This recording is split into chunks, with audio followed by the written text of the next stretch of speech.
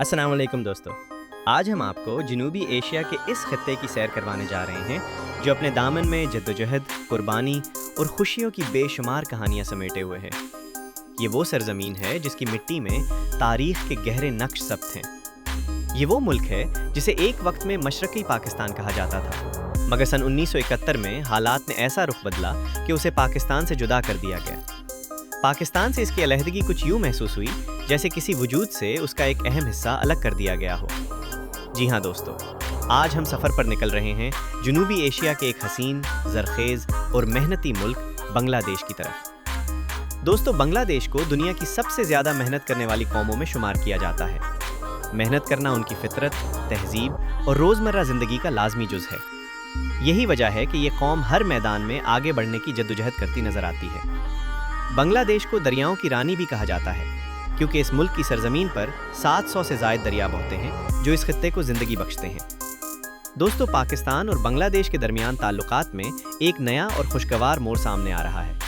14 سال کے طویل عرصے کے بعد بنگلہ دیش کی قومی فضائی کمپنی نے ڈھاکہ سے کراچی کے لیے پروازوں کا باقاعدہ آغاز کر دیا ہے۔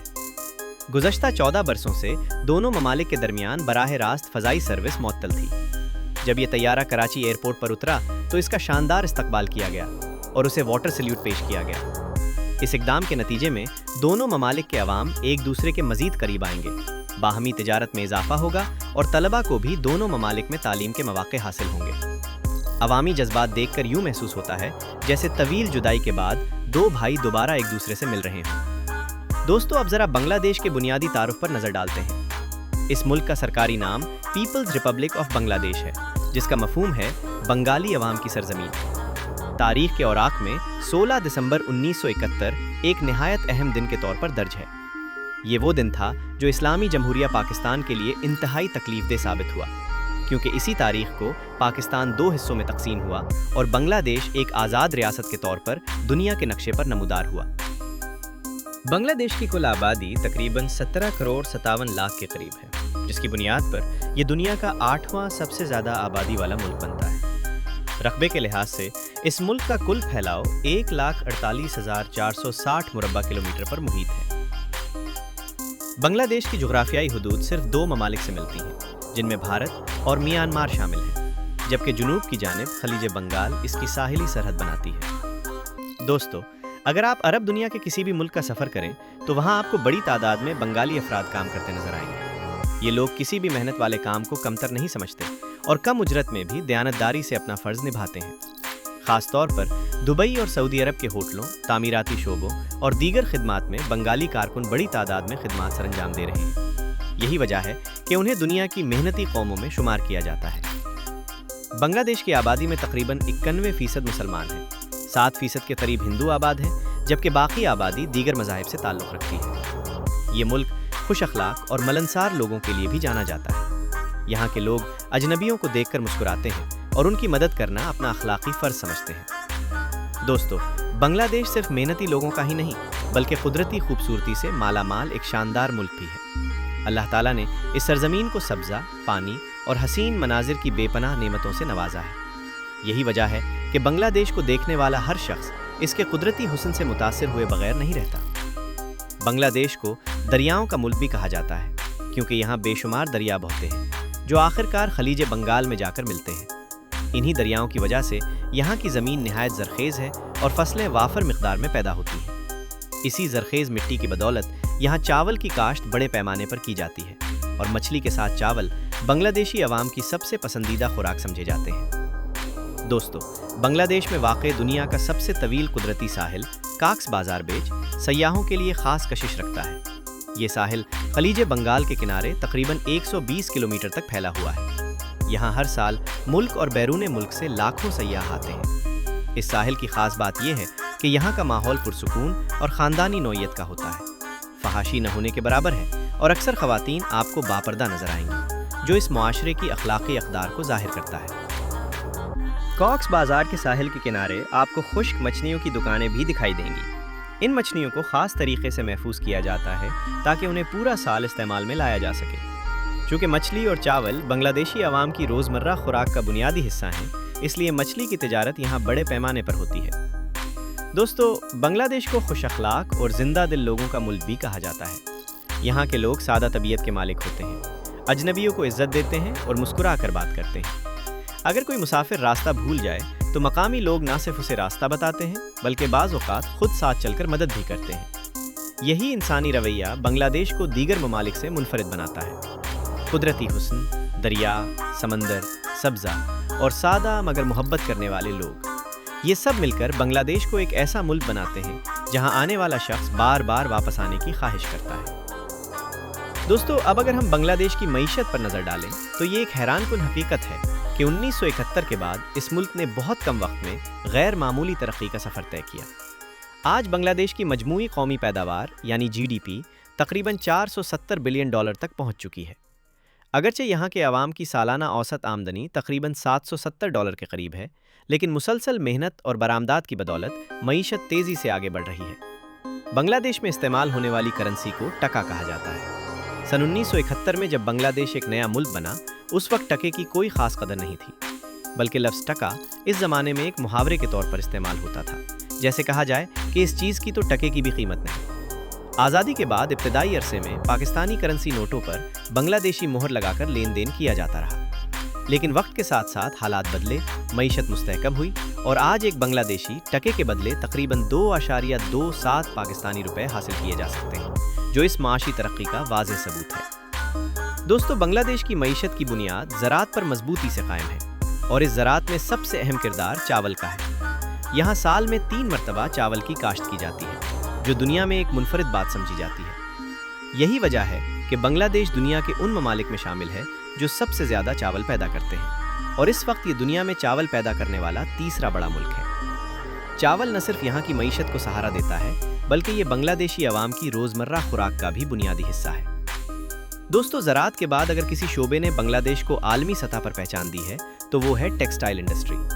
एक वक्त था जब पाकिस्तान का शहर फैसलाबाद एशिया की सबसे बड़ी टेक्सटाइल मंडी समझा जाता था, लेकिन बदलते हालात के साथ साथ बहुत सी फैक्ट्रियां बांग्लादेश मुंतकिल हो गईं।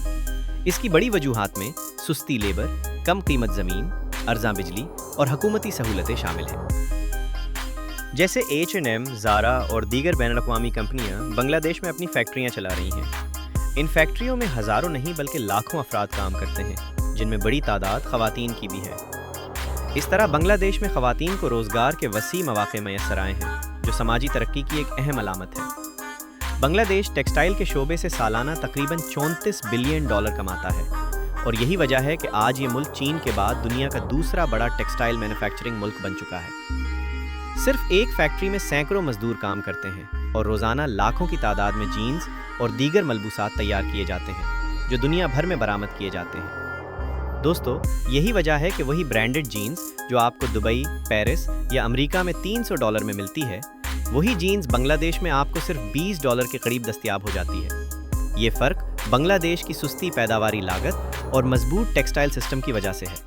दोस्तों, अब हम रुख करते हैं बांग्लादेश के दिल और दारुल हुकूमत ढाका सिटी की तरफ, जो ना सिर्फ मुल्क का सबसे बड़ा बल्कि सबसे ज़्यादा आबादी वाला शहर भी है। ढाका की कुल आबादी तकरीबन 1 करोड़ 20 लाख के करीब है, जिसकी वजह से ये शहर हमेशा गहमा गहमी और मसरूफियत से भरा रहता है। ये शहर इस दरिया के किनारे आबाद है जो नेपाल से निकलने वाली गंगा से जुड़ा हुआ है और इसी पानी ने इस खित्ते को ज़िंदगी बख्शी है। ढाका शहर की सबसे नुमायां खुसूसियत इसका शदीद ट्रैफिक और रश है। यहाँ सड़कों पर गाड़ियों, बसों, मोटरसाइकिलों और ख़ास तौर पर साइकिल रक्षों की भरमार नज़र आती है। हर तरफ हार्नों की आवाज़ें, लोगों की चहल पहल और मुसलसल हरकत इस शहर की पहचान बन चुकी है। यही वजह है कि ढाका को साइकिल रक्षों का दारुल हुकूमत भी कहा जाता है। अगरचे ट्रैफिक की वजह से यहाँ फ़ज़ाई आलूदगी भी काफ़ी ज़्यादा है, लेकिन इसके बावजूद ये शहर कभी नहीं सोता। दोस्तों, ढाका की सड़कों पर आपको बेशुमार छोटे छोटे कारोबार नज़र आएंगे। कहीं चाय के खोखे, कहीं खाने पीने के स्टॉल, तो कहीं कपड़ों और रोज़मर्रा इस्तेमाल की अशिया की दुकानें। यही छोटे कारोबार यहाँ के लोगों की मईशत का अहम सहारा है और लाखों ख़ानदानों का रोज़गार उन्हीं से जुड़ा हुआ है। अगर आप ढाका में ट्रेन का मंजर देखें तो शायद हैरान रह जाएं। यहाँ लोग सिर्फ ट्रेन के अंदर ही नहीं बल्कि उसकी छत, दरवाज़ों और अतराफ में भी बैठकर सफ़र करते नज़र आते हैं। ये मंजर दुनिया के बहुत कम ममालिक में देखने को मिलता है और यही चीज़ ढाका को मुनफरिद बनाती है। ढाका को मसाजिद का शहर भी कहा जाता है क्योंकि यहाँ मसाजिद की तादाद तकरीबन 6000 के करीब है। ये मसाजिद نہ صرف عبادت گاہیں ہیں بلکہ اس شہر کی ثقافت اور شناخت کا بھی اہم حصہ ہیں۔ آذان کی آوازیں دن بھر شہر کے ماحول کو ایک خاص روحانی کیفیت عطا کرتی ہیں۔ جب بنگلہ دیش کے عوام سے سوال کیا گیا کہ کیا وہ پاکستان کے لیے محبت رکھتے ہیں تو زیادہ تر لوگوں نے اس کا جواب مثبت دیا۔ خاص طور پر شیخ حسینہ واجد کے اقتدار سے ہٹنے کے بعد عوامی سوچ میں واضح تبدیلی دیکھی گئی ہے اور پاکستان کے لیے نرم جذبات کا اظہار کھل کر کیا جانے لگا ہے۔ ڈھاکہ میں کئی تاریخی اور ثقافتی عمارتیں بھی موجود ہیں جن میں لال باغ فورٹ، احسن منزل میوزیم اور مغلیہ دور کی متعدد مساجد شامل ہیں۔ یہ عمارتیں اس شہر کے شاندار ماضی کی عکاسی کرتی ہیں اور سیاحوں کے لیے خاص کشش رکھتی ہیں۔ دوستو، ڈھاکہ میں آپ ایک منفرد تجربہ بھی حاصل کر سکتے ہیں اور وہ ہے ڈھاکہ کا سب سے ترقی یافتہ اور جدید علاقہ گلشن کہلاتا ہے۔ یہاں آپ کو بلند و بالا عمارتیں، صاف ستھری سڑکیں، شاپنگ مالز، برانڈڈ سٹورز اور جدید طرز زندگی نظر آئے گی۔ یہ علاقہ ڈھاکہ کا سب سے مہنگا اور ماڈرن حصہ سمجھا جاتا ہے۔ اگر آپ دنیا میں کہیں بھی سستے اور معیاری کپڑوں کی خریداری کرنا چاہتے ہیں تو بنگلہ دیش، خاص طور پر ڈھاکہ، اس کے لیے بہترین جگہ ہے۔ دوستو، اب ہم جدید ڈھاکہ سے نکل کر آپ کو لے چلتے ہیں اولڈ ڈھاکہ کی تنگ مگر زندہ دل گلیوں میں، جہاں آج بھی مشرقی پاکستان کے دور کی جھلک واضح طور پر نظر آتی ہے۔ یہ علاقہ تاریخ، ثقافت اور ذائقوں کا حسین امتزاج ہے۔ یہاں کی گلیاں اگرچہ تنگ ہیں مگر زندگی سے بھرپور ہیں اور ہر موڑ پر ایک نئی کہانی سناتی محسوس ہوتی ہیں۔ اولڈ ڈھاکہ کی سب سے مشہور جگہ برن روڈ ہے، جسے بنگلہ دیش کی معروف فوڈ سٹریٹ بھی کہا جاتا ہے۔ جیسے ہی شام ڈھلتی ہے، یہ علاقہ روشنیوں سے جگمگا اٹھتا ہے۔ چاروں طرف کھانوں کی خوشبوئیں پھیل جاتی ہیں جو بھوکے انسان کو خود بخود اپنی طرف کھینچ لیتی ہیں۔ یہاں کے کھانے نہ صرف ذائقے میں لاجواب ہوتے ہیں بلکہ قیمت کے لحاظ سے بھی عام آدمی کی پہنچ میں ہوتے ہیں۔ دوستو، بنگلہ دیشی عوام خاص طور پر مچھلی اور چاول کے شیدائی ہے اور یہ شوق جنون کی حد تک پایا جاتا ہے۔ یہی وجہ ہے کہ دنیا کی سب سے بڑی مچھلی منڈیوں میں سے ایک بھی بنگلہ دیش میں واقع ہے۔ یہاں روزانہ ہزاروں ٹن مچھلی فروخت ہوتی ہے جو ملک کے مختلف حصوں میں بھیجی جاتی ہے۔ مچھلی بنگلہ دیشی کھانوں کا لازمی جز سمجھی جاتی ہے اور تقریباً ہر گھر میں روزانہ پکائی جاتی ہے۔ اولڈ ڈھاکہ اور دیگر مارکیٹوں میں آپ ایک اور بات واضح طور پر محسوس کریں گے کہ یہاں کی خواتین زیادہ تر حجاب میں نظر آتی ہیں۔ معاشرتی اقدار مضبوط ہیں اور فحاشی نہ ہونے کے برابر ہے۔ یہی چیز اس ملک کو ایک محفوظ اور خاندانی ماحول فراہم کرنے والا معاشرہ بناتی ہے۔ خواتین بازاروں میں خریداری بھی کرتی ہیں اور روزمرہ زندگی میں باوقار انداز کے ساتھ متحرک نظر آتی ہیں۔ دوستو، اولڈ ڈھاکہ کے بعد اب ہم رخ کرتے ہیں بنگلہ دیش کے دوسرے بڑے شہر چٹاگانگ کی طرف۔ یہ شہر ملک کی معیشت میں ریڑھ کی ہڈی کی حیثیت رکھتا ہے کیونکہ یہاں واقع بندرگاہ بنگلہ دیش کی سب سے اہم بندرگاہ ہے۔